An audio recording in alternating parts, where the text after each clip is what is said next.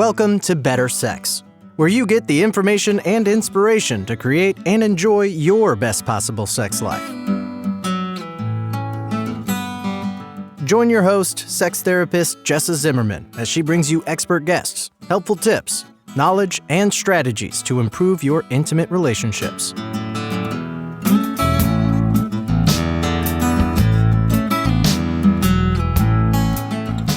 And now, your host, Jessa Zimmerman.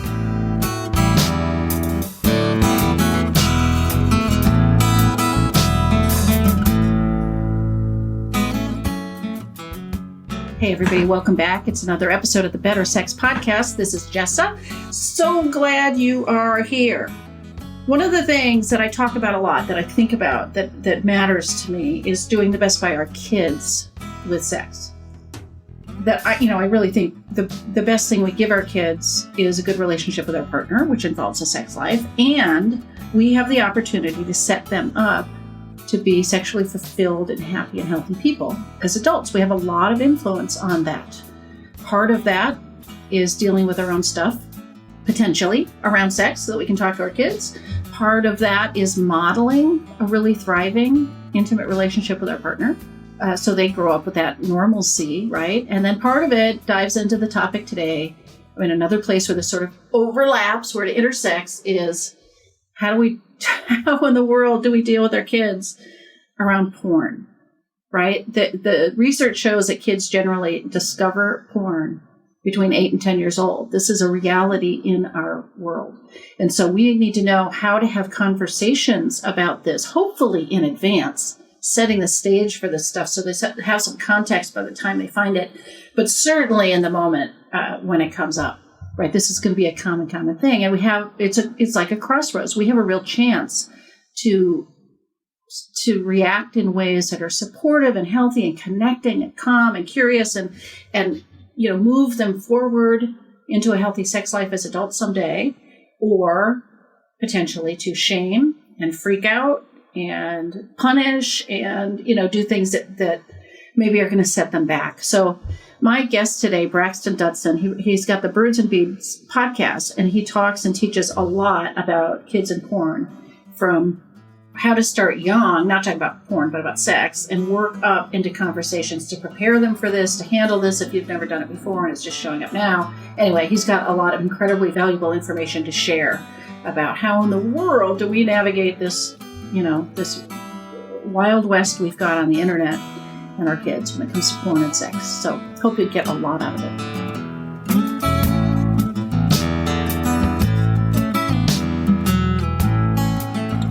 And before we start the show today, it is sponsored by Intimacy with Ease. It's a method to help otherwise happy couples achieve a sex life that is easy and fun for both of them, so that you can actually just enjoy your sex life with zero stress. For more information, if you want to watch a brief little training video that's available, all of that, go to intimacywithease.com. So Braxton, thank you so much for being on the show with me. Thanks so much for having me, Jessa. I'm real excited to be here today. I'm really thrilled about this topic. I've done a couple different episodes about talking to kids about sex, in general, but I have yet to tackle, and it comes up, right? Kids and porn. Oh, yeah. And like this whole new frontier we all live in, and how accessible this is, and what in the world should parents be doing about this. So yeah, I'm excited to get specific with it. I think a lot of therapists and podcasts will say like, hey, it's important to talk about sex and bring this up and bring it up more than once. And I love that that's getting out there. Yeah. But when we get more specific, I think I'm excited to get just specific to pornography. Yeah. So how do you define pornography? But like there's, it's the old age thing. Anything I'm not comfortable with must be porn, right? I'm so glad that we're starting off with this, because the first thing that, even as we started talking about pornography, you, your listeners, me, we all have our own interpretation of what pornography is. So everyone's like, oh, we're talking about porn. That thing that's in my mind right now, right? Of what my experience is or what I think it is. So I love that we're going to define it first, because a lot of times we can be talking about pornography, just like as we're talking about sex on other levels. And you can be thinking of something and I could be thinking something completely different. Yeah. So when we're talking about pornography, and what I will be talking about when it comes to pornography today is anything that the intent is for sexual arousal, and gratification in that way. Like that's what the formation is. So to take things into context, there are art forms and different things that people have created specific to art that may or may not have been for the intent to titillate or to excite sexually. Whether they do or not, that's all up to the interpretation of the person. Right. So a lot of things could be considered pornography depending on the person that's viewing it. But as we're talking about it, I'll be talking about it in the sense of anything that someone may be using. And most of what we're going to be talking about with teens and pornography is visual stimulation from either videos, imagery, or maybe even erotic novels, things along those lines that is used in efforts to be able to arouse and possibly achieve orgasm. Okay. And is there any distinction that's important to make between erotica and pornography for this conversation? Because it sounds like, wow, anything that's meant to, like those could be, I don't know, people might lump those differently. Is there, yes. is that just a value judgment? Do we need to distinguish between those things for this talk? And I think more than distinguish between them, the main thing you just brought up that's really important is that everyone is going to interpret it differently. And the main thing we don't want to do is start the conversation off with, I don't want to look at pornography. Braxton just put such a massive, broad topic and term on pornography. So now everything is pornography. And if someone's more religious, they may start going into the, oh no, I'm sinning. And Braxton just talked about, if I feel excited about anything that's a sin. Right. And I don't want us to go in that direction, but I want us to know that pornography is very broad in the topic. We're going to be talking about naked people in sexual acts, on images, and when you're reading something particularly explicit. Right. So really what people might think of as erotica, which is somehow okay. I mean, it's still sexually arousing imagery, and then somewhere it crosses some line into pornography, which maybe isn't okay. It's more extreme. Like, it doesn't really matter, right? We're just talking about using these materials for arousal. Yeah. And the majority of the time as we're talking about pornography, we're talking about values. So moving into the value system of this. So I'm in Salt Lake City, Utah, and the majority of the clientele I work with either have been, or are surrounded by a very popular religious group that's more orthodox, LDS Church, as well as we have individuals from Judaism and Catholicism here. And so having Catholics, Jews, and the Church of Jesus Christ of Latter-day Saint members, well, all three of those are pretty high on the Orthodox level. If you're looking at it on Orthodox, there's a specific way to talk. There's a specific way to live the religion. And those are particularly specific in sexual expression, sexual acts, and then usually are very clear on masturbation and pornography. So we'll be talking about those types of values, personal values, and I want to be able to differentiate those because we're going to have to merge those together as we talk about teens. Right. You mean merge what masturbation and pornography use, right? The values, yeah, right. Because that too, it's like there, it seems like there's a whole conversation or just about masturbation in general, but then also using materials in order to absolutely. play with it. And so many people see those merged together already. They say, oh, I looked at pornography, and they don't say I masturbated while looking at pornography. They just hope that everyone assumes that that's the case, or hope that they don't. Right. So or this idea that if somebody's masturbating, could they do that without porn, right? Is that a different kind of conversation? Anyway, wow, there's a lot to get into. So. Oh man, so much. All right, so where do you want to start with this? Where do you want to dive in? I think starting with the values is a really important one. When I do presentations, and I do a lot of presentations, the parents are asking the most. Okay, so I got to get my child to not look at pornography and not masturbate. But specific as we're talking pornography, I got to get them to not look at pornography. And the first question I want parents to ask themselves is why? Why are we doing this? For a lot of people, it'll be a religious value, or something they grew up with, or there's a fear that's involved in it. So if it's a religious value, great. I'm not here to shame religion at all when it comes to. So we're looking at it going, okay, you have a religious value. Your religious leaders say this is not appropriate. Keep your kids from this danger. All right. So that's one reason. Are there other reasons? Well, I'm afraid that if they start looking at pornography, they're going to have sex early, and I value chastity until marriage. Great. So now we know a personal value. What other things do you value? Well, I also want my child to be able to be a sexual being. And also, I don't want to just thwart everything. I don't want them to be, I don't want to chain them to a wall till they're, an adult and then release them. But I want them to be able to grow sexually, but also do that in a safe manner. Awesome. And then maybe there's some fears. If they get a hold of this, what does that mean? And I don't know. And that's scary. So taking into those values, it's really important that we talk about being able to try and merge the values that you have. So say in this example, well, I want my child to be able to get more information sexually than I did growing up because my parents didn't talk about it at all. But my church is saying, don't let them do this. And I really don't want to talk about pornography because what if they get curious and then go do this? So the merge between is what we want to talk about today. And being able to do this, I want to say that parents that step into this realm, I honor you so much because it is not an easy thing to do, right? Yeah. And being in that space, being able to take this part on and say, all right, we're going to take this part of our religious values and we're going to take our personal values. We're going to start having conversations about pornography while also avoiding the easy pitfall of controlling and trying to jump into controlling your child, especially when we're talking about teenagers. Have you ever attempted to control a teenager before? Yeah, I've had 3 of them. So 3 of them. Yeah. Maybe you've had better experience than most, but for the most part, it gets pretty sticky to try and control a teen, right? Yeah, it's like from my perspective, we want to influence. We want to be able to communicate our values in a way that persuades and brings them on board, and not just dictates, or they're just going to rebel. Absolutely, absolutely. You've almost got to be able to get them so that it's their idea, or that they've had some sort of influence on what the decision's going to be. Yeah.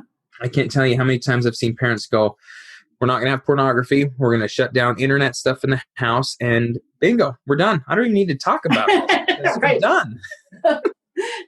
And I can't tell you how many teenagers I've worked with that have been like, yeah, all you have to do is do this, this, and this, and it goes around the firewall. Right, exactly. Right. The parents have no idea of any of this tech stuff, and the kids are totally on it. But, it also raises the point, if we're talking about trying to control teens or have influence on teens, like, boy, we better have these conversations way before then. Like, to me, we're laying this groundwork of our values and bringing them on board way ahead. So when they get the rebellious teen years, some of this is already sunk in, right? They've already integrated some. Yeah, absolutely. And if you've done that and you have a teenager, awesome. If you don't have teenagers and they're going to be teenagers, start it now. If you haven't done this and you're starting fresh and you got a teenager and you haven't had conversations, the time to start is now. Yeah. Yeah. And we got to have those conversations. All right. So what do these conversations look like? I mean, how early do we start? I mean, probably not kindergarten. As possible. I encourage starting with infants, just so that you get yourself ready and prepped. It's so much easier to start naming parts of the body and saying penis, vulva, and being able to have this conversation and get rid of your insecurities, because infant doesn't know, and that's okay.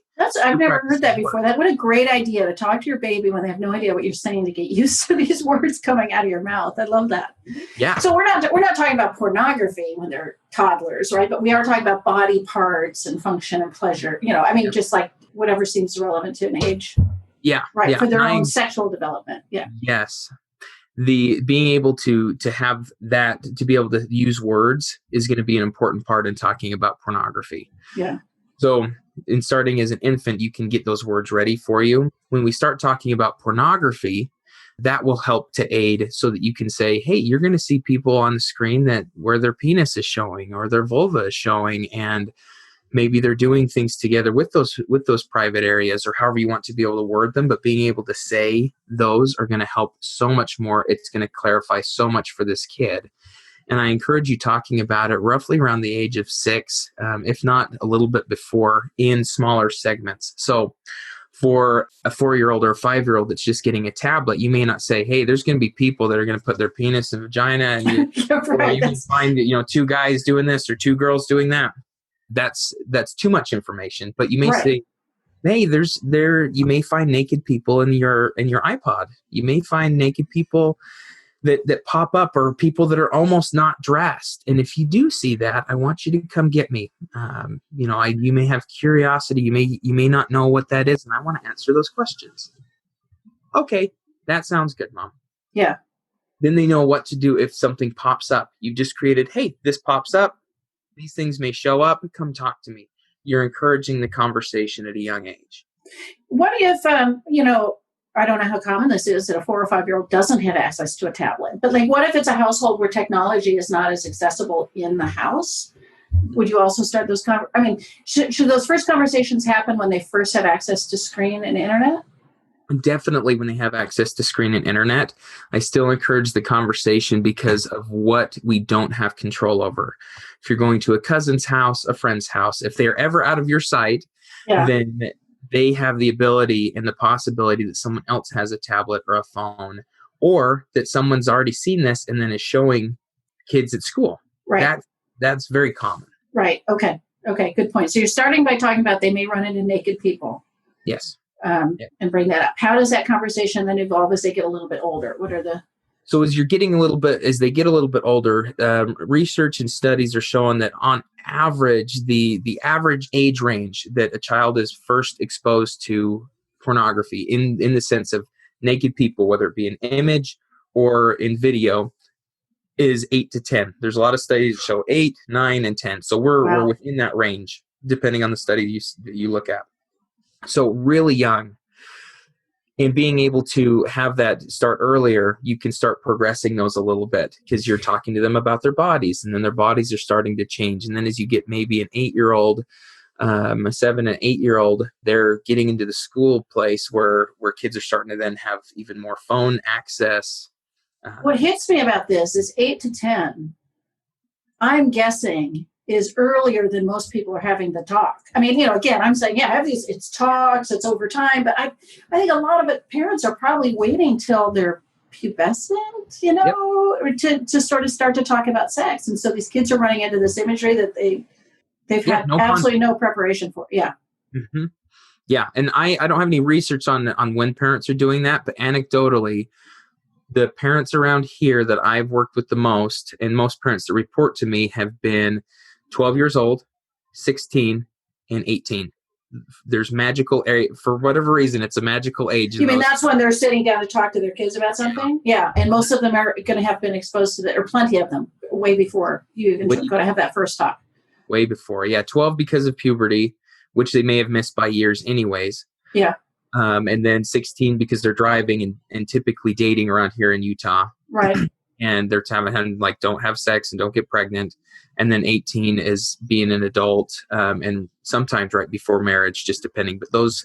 Right, or about to head off to college, depending on, something like that, right? Leaving the nest. Absolutely. Wow.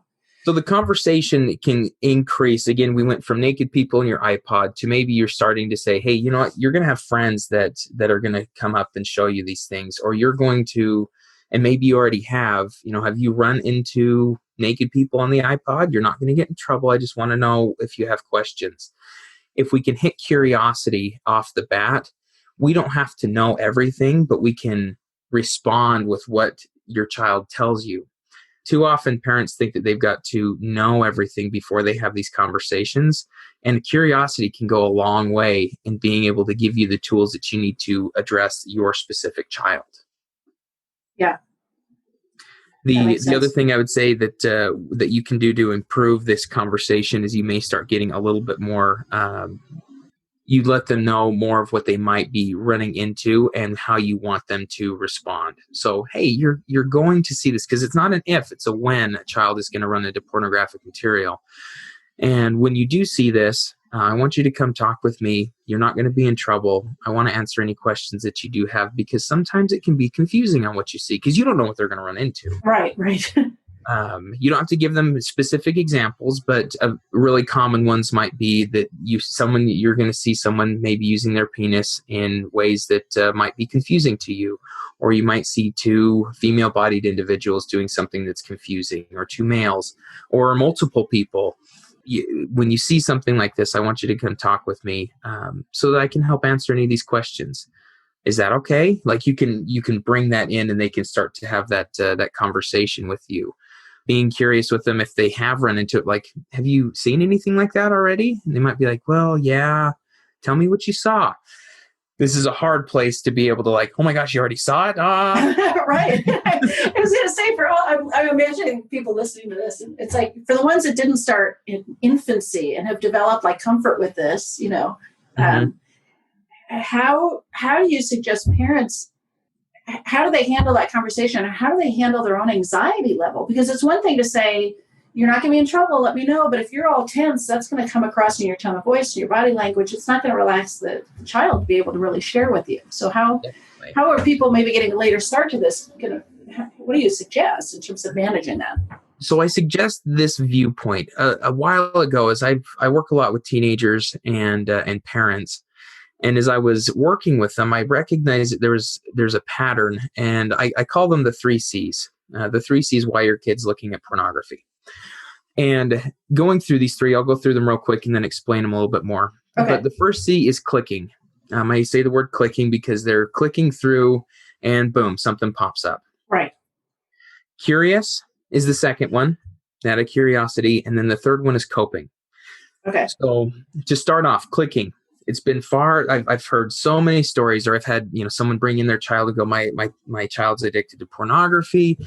Typically, this one is a little bit more younger. Like one instance, there was a girl that her mom was really worried about because she had found the word tits just in Google, and she's like, "Oh my gosh, what's my daughter doing?" And upon further investigation, she didn't know how to spell tights. She was trying to spell tights, and Google, unfortunately, was like, "Oh, that's what you want to see? Well, here you go." Yeah, I mean, my daughter, she'll probably she'll kill me for sharing this, but she had a friend who was really into horses, and they Googled horse breeding.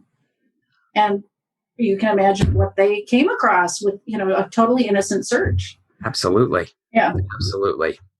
So very, very innocent, clicking, typing in Pokemon or Teenage Mutant Ninja Turtles, whatever it may be. There's something that's connected to it, and they just may be watching a video on YouTube and it rolls into something more sexual, or they see something on Google. Those things are important to be able to address and go, okay, there could be an accidental exposure, and we still need to talk about that. Right. Then we move into curiosity.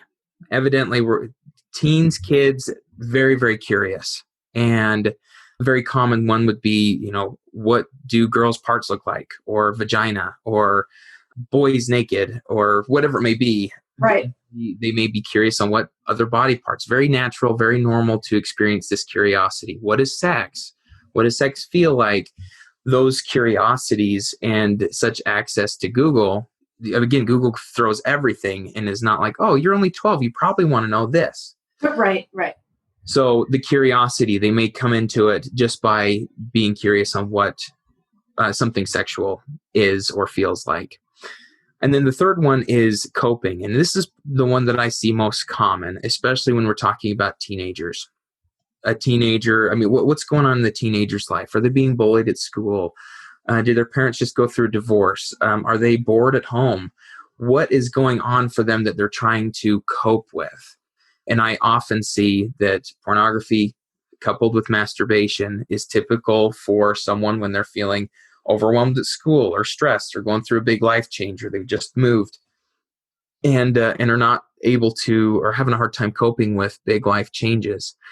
And so conceptualizing this, I help parents do this to be able to go, okay, where is my child at right now? So that I don't have to go to the first thought a lot of parents go to is my child's looking at pornography. Pornography's bad. And then people that look at pornography become sex fiends or they're sex addicts. Oh my gosh, do I have a sex addicted child? We want to stop that one. Getting a little ahead of themselves there, right? Right? Yeah. Because it gets so sensationalized. Sex addiction is very sensationalized right off the bat. That's what we hear all the time on the news and stuff. And so they obviously are going to go to that. And I encourage parents to take a step back and go, what's the context of this? And to get curious with their kids about what is going on for them, so we don't have to jump to the conclusion that wherever our mind's going with this.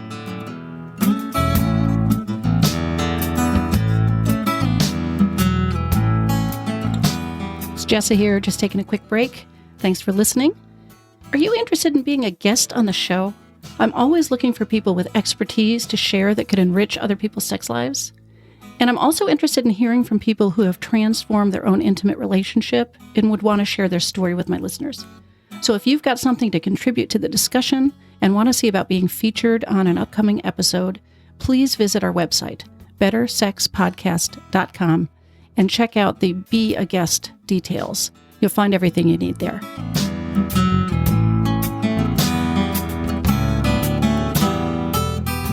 Kristen Hodson, when she heard about my 3 C's, coupled that with a way that parents can respond to it, and I absolutely love it.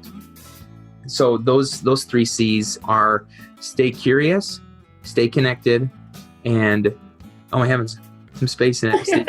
And stay calm. The number one. Yeah. So right. This whole thing about stay calm, deep breath. I mean, I assume people don't have to have all the answers or the perfect response in the moment, as long as they stay calm and connected and curious. It's like, we can come back to this, right? It's not the last. Yes. Chance. Yeah. And it gives you so much more information. I will keep coming back to this, is that parents often feel, I have to know the answers. My kids looked at pornography, I have to know the answer. You don't. You need to stay calm. You need to stay curious. And you need to stay connected. Because what that combo does is, when you stay calm, it's inviting to the children. Right. Like, okay, all right, mom, dad, they're doing okay. Staying curious allows for you to get more information than you're trying to give, so you don't miss anything. Yeah. Right. And it's way more. It seems to me it's got to be way more about asking questions and listening things and knowing what to say in response. Yeah. Absolutely. Yeah. I mean, you can imagine if you saw your kid looking at a naked image, our assumptions are, oh, they either doing this on purpose, or they must like this, or I don't know. And you may not know at all. And a great question is, what did you feel about that when you saw that? What did that bring up for you? I was confused, or I felt kind of turned on, or the curiosity can help you go down the road that the child's actually on, not what you think that they're on. Yeah. And then staying connected. One of the hardest things that, or one of the first things that we'll do, or that I see parents do, is they will start to take things away, or they'll start to inadvertently start to take love away or connection away. Of like, if you're going to do this, then, you're grounded, you're not going to go with the family, or you can't this. They'll start to take away the connection, and that's the time they need connection the most, because they're typically trying to cope with something that is really distressing. Yeah. So what, I understand the 3 C's, for the parents, calm, connected, and curious, apply all the time, but is there a different, depending on which C your kid's at, if they click through accidentally, they're curious, or they're coping, how does that escalate in terms of a parental response, or how does that change the way the parent should handle it? Yeah. So starting with the curiosity, you can find maybe what level you're on with the 3 C's. Mm-hmm. Hey, how did you find this? Oh, I was trying to find tights. Boom. All of a sudden we understand this is an accidental thing. And we're like, oh goodness. And now tell them, and we can start taking over what the child saw and understanding what's going on for them, or if they're curious, or if they're coping. Understanding the clicking versus the curiosity. That curiosity can help with parents, but then being able to go, okay, if it's not clicking, it wasn't accidental, what curiosities do they have, and how can I keep asking, and what information can I give to them? Are there podcasts that they can listen to? Is there a podcast I need to listen to so that I can help give them that information? Right. Do you feel comfortable Googling it? The main thing we want to do is help kids feel comfortable having parents be their Google versus Google. Right. So the parents can be the source of these answers and framing, which also gives them the chance to instill their values, right? To communicate those while they're giving you information. Yeah. Okay. Even when you get in the curiosity part, as it's escalated from clicking to maybe curiosity, you can say, hey, I really want you, this is a great question. It's a very normal question for you to have. And everybody wants to know this. And so of course you want to know this. Next time, please come and ask me before you do this, because there are ways that I want to give you this information, and Google is going to give you more information than what that may bring up more questions than it does answers, and I want you to be able to get the answers. That's a great way to respond. It normalizes them. It says, hey, you're going to have these. Everyone's got these questions, and this is the way we can go about it next time. That can help with that curiosity, and then still connecting with them afterwards. weeks down the road of like, hey, have you had any other curiosities about this? Or I've been thinking about it. How have things been, when it comes to understanding the opposite sex? Or you can keep following up with them and making them more conversation-like. Yeah. And then when we find it going into the coping, you may find that an answer that you ask curiosity-wise, like, what was going on for you when you were watching this? I don't know. Because teens aren't typically taught a lot of their emotional response. And so they really may not be knowing. They might not be trying to push it off to the side of like, I don't want you to talk to me. Right. Maybe there's a good chance that there's embarrassment. There's not understanding what's going on for them. They may have been dealing with this for quite some time without you knowing. Yeah. Without anybody knowing. And them being like, I'm trying to solve this by myself. And I don't know. Yeah. So they may have an I don't know, and that's okay. We don't need to get angry at the I don't know. We keep being curious. We can even offer some things. How have you been doing at school? How about friendships? Like, have you been feeling lonely? Have you been feeling sad, anxious? Tell me about what life has been. We can move from the pornography into what's going on in your life. And that can be a supportive way that we don't have to focus solely on like, well, why are you looking at pornography? And how long have you been looking at pornography? The temptation is to stick with that because that's right. The easy way to go in trying to find out answers when really we need to find out a little bit deeper what's going on that's driving the pornography. Right. Yeah. So let me ask you this. What about somebody's got teenagers and let's say they're totally fine with masturbation. They see that as a healthy, it's, as a sex therapist, like I always say, it's totally healthy, totally normal. This is a good thing. Mm-hmm. It can be used for coping or somebody who's, distressed, but a lot of it is healthy. But how can parents who are maybe want to embrace masturbation and sexuality and all this stuff and then support their kids to do that, then talk about what the concerns might be about porn? Like how do people straddle that? What do you know about any sort of risks or harmful effects of seeing this stuff if you're a teenager? If it doesn't cross your values, but it's just like, is this too much for them? And then how do we talk to them about masturbation? But great question. Whether it's appropriate to use porn or not, or other materials, right? Definitely. I love the analogy of I often talk about Fast and the Furious. You know that movie series? Yeah. Being able to talk to a teenager about, or talk to a child about the risks of pornography and essentially being able to say, hey, you know what? Masturbation is so normal. Your curiosity in this is very normal. The thing that worries me is that pornography is not a documentary. I love that quote by, oh my gosh, I'm going to forget his name. He wrote the book, Oh, For Goodness Sex. That's the book. Al Vernacchio. Okay. Al Vernacchio is the one that said that, and it's always stuck with me. That he says that porn is not a documentary, right. And so that being able to having parents tell their kids this, going, hey, when we go watch Fast and Furious or James Bond or all these really whatever movie they're really into, being able to put that as an analogy and go, do we use that as like for Fast and Furious? Do we watch Fast and Furious and then use that as a driver's educational? Right. Right. Like, no. Well, why don't we? If you watch it, how come we don't go out and do that? Well, it breaks the law and it's dangerous and probably not all that stuff's real. Cars don't flip it, they don't flip over this and that happens. And sure, do all cars do that? Does our Honda Odyssey do burnouts and J-turns? No, it doesn't. Right. So it's not showing what driving looks like. It's sensational. It is all for entertainment. And ultimately, right. It's fantasy and entertainment, right? It's fantasy, yeah. It's adult entertainment. That's what it's called.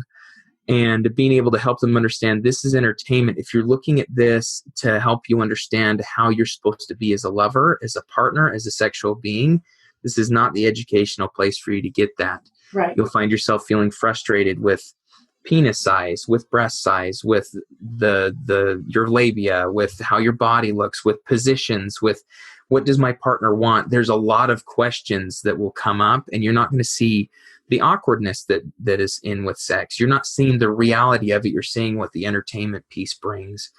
But Dad, I'm not doing it for sex ed. I'm just doing it because it's exciting. It's just arousing. It's like, is there any problem with that? I think that goes back to some of those values that we have, because that's a really good question. Because some parents may be like, yeah, that's totally great. I still push against going, hey, you know what? Even when you're an adult, again, it's adult entertainment. Right Now you're under the age of 18. And so we're gonna encourage you to not look at pornography. I know I can't control you in not doing that, but we're gonna put parental blockers here at the house to make it not as easy to be able to do this. Or really prefer that you don't, because we know that it can skew some of the ways that you think about sex. Right. Whether you think you're blocking against that yourself, you think you understand it's fantasy, but it's still going to inform those pictures in your brain. Especially for teenagers that are all about, am I supposed to? There's always that question of how do I get to be better? So I love that question, because they might be like, it's nothing, Dad. Right. But being able to say, well, we're still, just because we're sex positive in this, and we're not super concerned about pornography, but we don't want that in the house right now, especially for a younger brain. That's absolutely an appropriate comment to be able to let them know, like, yeah, and it's for adults, and we're not doing the adult entertainment thing for you. You can masturbate all you want and use, your fantasies and things like that. We highly encourage that. That's great. But we're not going to have you just go to pornography. Yeah. All right. So this leads into my last question about how do parents stop it, right? If your teen or whatever is looking at, it's probably easier with children, younger children, but how do people block access to this? I mean, you can't control the whole world, but at least within your home or within the devices you control. Yeah, so you've got there's different parental blockers that you can use. The main thing, like I encourage parental blockers. I think that they can be great, especially to curb the curiosity and the clicking, as well as the coping. But it is not a end all be all, which means don't let parental blockers block parental conversations. Okay. That's the number one thing I see parents go, we got parental blockers, don't have to talk to them about it. Right. You need to talk about it still. Yeah. And so having the conversation, there's different things that you can do. So I've heard of one that's been quite popular coming through here in Utah, which is called Covenant Eyes, that essentially it's one that it doesn't block the pornography, but what it does is it will give a report to whoever's in charge, whoever it is. And you can deem that to be a buddy, a parent, but when something's deemed pornographic, it takes account of what's going on and then sends it to the parent. So and you can have a conversation. The scary part about this one is it can be really, really shameful. Where, they're looking at pornography, you're like, hey, I see that you went and saw blah, blah, blah, blah. Like, remember, you're like diving into your child's sexual expression and erotic, and we don't want to shame that or hurt that. So if people are using that, it's like, let's use it with great power comes great responsibility. Let's be really responsible with using something that would report back to you. There's also ones that will cut things out. Some parents have gone as far as not having search engines at their house. So essentially you'd have to know the exact URL to be able to get onto a website. So then they have a list of their URLs that the children need, like the schooling or whatever it may be. Right. But they don't have searching ones, or they've got Google for Kids or something that is a little bit more like, hey, this looks like it's sexual. You probably shouldn't do this. So there's options to it, but keep having those conversations about why we have the blockers and what you're hoping to help them gain. And then have conversations of what you want their sexual life to be. Envision your child as a 26-year-old, as a 38-year-old. What kind of sexual relationship do you hope that they have? So instead of just focusing on what I don't want you to engage in, focus on what you want them to feel as they get older and to be able to engage with other people. It can be kind of hard understanding that, hey, if you're looking at pornography right now, doesn't have to be a big problem, but at the same time, know that looking at pornography is not as difficult. You don't have to be as vulnerable. Like, it can be really appeasing here. And in a relationship, you're going to be vulnerable. You're going to be naked with someone. You've got to talk to them and find out what they like, and you tell what you like. There's a lot more to it. And that skill is really important too. Yeah.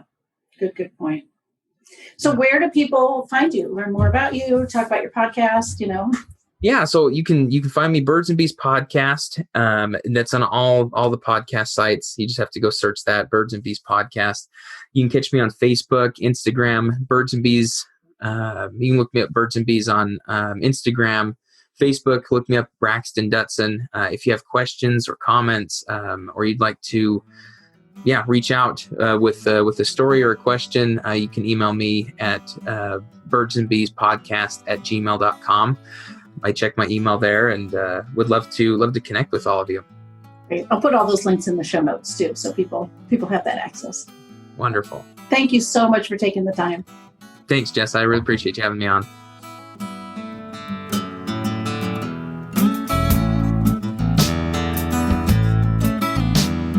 You've been listening to Better Sex.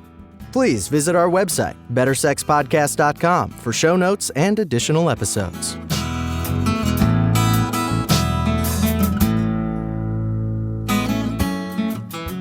And that's a wrap for today. I really hope you enjoyed the episode. If you are enjoying the podcast, if some of this material resonates with you and you would like to make a difference and make sure that this keeps coming out in the world once a week, ongoing, there are a couple things you could do to show your appreciation. The first would be to go to iTunes and rate and review the show. That really helps us be found by new listeners when you review the show on iTunes. You can find a link at bettersexpodcast.com/iTunes. The other thing I want to invite you to consider is becoming a Patreon. For a small monthly pledge, you get some benefits. So for $2 a month, you get advance access to every single episode. For $5 a month, you get a chapter of my upcoming new book. And for $10 a month, I host quarterly get-to-know-you and question-and-answer chats over the web, and you get invited to that. I would love to have your membership in that, become part of the Better Sex family. You can find a link at bettersexpodcast.com/Patreon, which is Patreon. Again, thanks for listening. I'm glad you're here. Feel free to comment, ask questions, get in touch. I'd love to hear from listeners. Thanks.